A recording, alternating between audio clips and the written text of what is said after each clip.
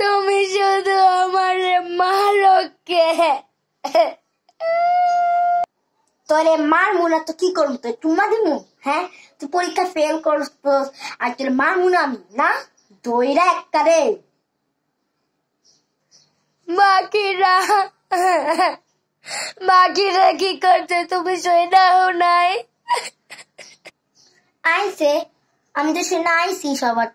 ওরা কত নাম্বার পাইছে? হ্যাঁ, ওরা তো তোর চেয়েও বেশি নাম্বার পাইছে। ওরা তো পাস করছে আর তুই কি করছিস? অন্য পিছুস। দাঁড়া, আমি আমার হাতে বস্তু আনতেছি, ওরা দিয়ে তোর দেখাইতেছি কেমনে পিটাম। এই যে দারু, এরা দেখছিস না? এটা তোর বাইরে একটা শলা বানায় রাখবে। যদি এই পরের পরীক্ষায় তুই ফেল করছিস না, তোর ঘরেই রাখতে দেবো না, তোর এটা বাইরে একটা দিস না যাবে, মনে রাখিস। মা, আমি প্রাইভেট পড়তে গেলাম। তারপর ছেলে ভালো করে পড়াশোনা শুরু করলো।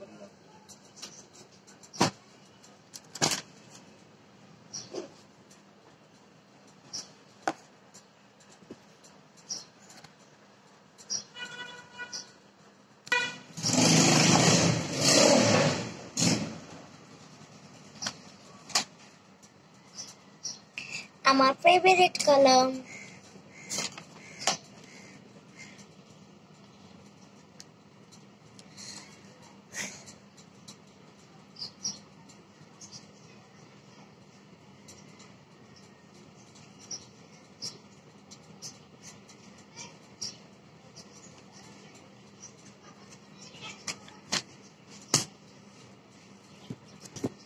এরপর দ্বিতীয় সাময়িক পরীক্ষা আসলো।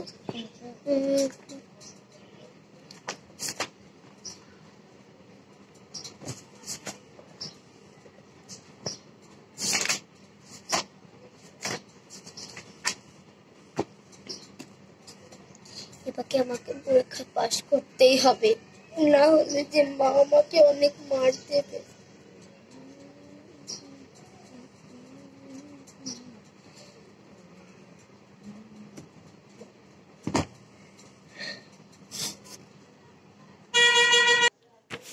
এরপর রেজাল্ট দিল। কি রে, তুই পরীক্ষা কি করছস? মনে আছে এর আগেবার কি কইছিলাম আমি তোরে? যদি ফেল করস, এই যে ঝাড়ু দেখছস, এরা দিয়া বাইরে এত শলা বানাইলাম, জানোস কে? তুই দ্বিতীয় পরীক্ষা ফেল করস না, এটা তো বাইরে এত শলা বানাই রাখ, মনে রাখিস। মনে আছে? দে দেখি, আর কত না, রেজাল্টটা দে আমার হাতে, দে। এই নাও, দেখবে রেজাল্ট কি হয়েছে।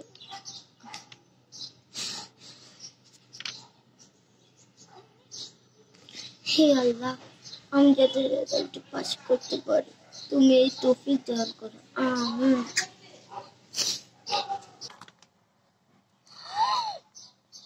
পাস করছো? দেখি তো ম্যাডামে কি